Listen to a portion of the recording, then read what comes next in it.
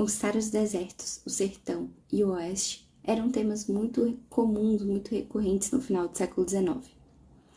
Os países acreditavam que a conquista desses espaços poderia impedir a conquista por outras nações, ou disputas territoriais e litígios, já que eram áreas consideradas vazias, ou como terras de ninguém e, portanto, passíveis de ocupação por qualquer país.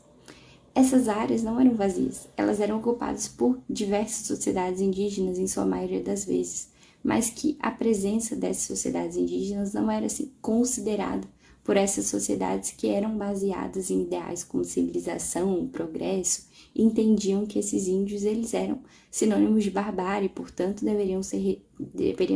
derrotados. É nesse ponto que Estados Unidos e a Argentina se conectam.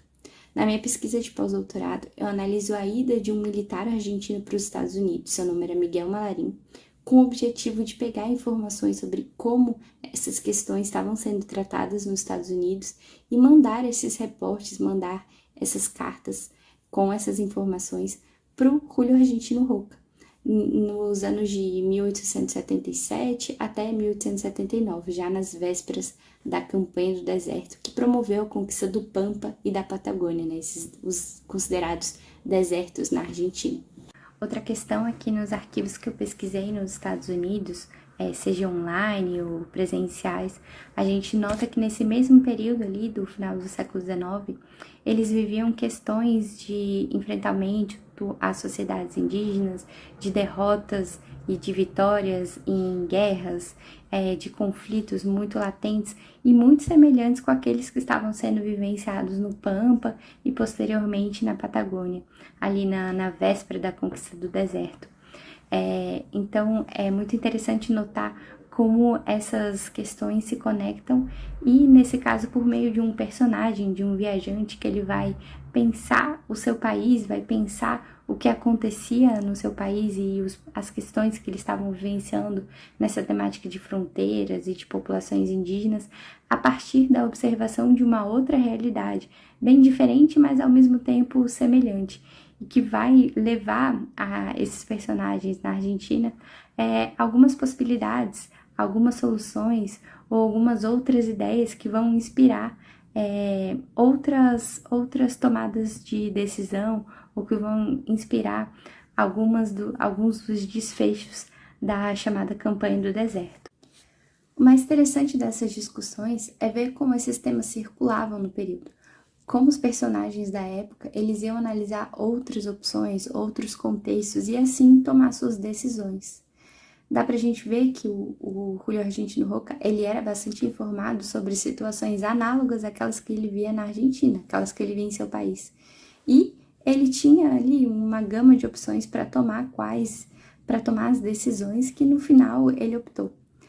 Eram políticas de violência, políticas de extermínio, políticas de apropriação territorial de uma forma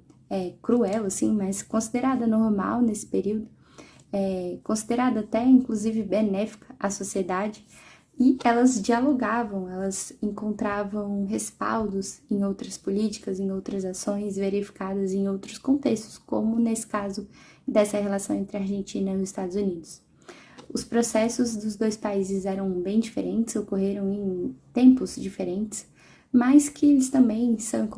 a gente também consegue encontrar diversas semelhanças entre eles. Os dois países eles tiveram que optar sobre o que fazer com essas populações indígenas. Aliás, esse é um dos temas principais dessas cartas. O Malarín ele mostra que a ocupação do deserto, a conquista do deserto, era na verdade uma conquista territorial, era algo rápido e fácil de solucionar, mas que o verdadeiro problema, a verdadeira questão que deveria ser trabalhada pelo Estado era o que fazer com essas populações que habitavam esses espaços considerados desertos. E esse consistia no verdadeiro problema, um problema de longo prazo, que o Estado deveria colocar um pouco mais de energia para solucioná-lo.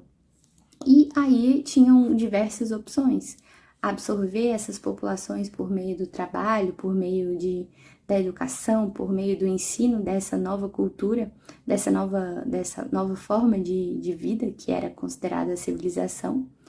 ou formas mais violentas, como a guerra e o extermínio. O Malarinha acreditava que essas formas mais violentas, elas eram caras, elas eram dispendiosas, elas não valiam a pena, e sim que existiam outras formas de incorporar essas populações, com base naquilo que ele via nos Estados Unidos. Ele não viu os Estados Unidos como algo positivo, mas sim como algo eficaz, pragmático, e que sim poderia ajudar ali a Argentina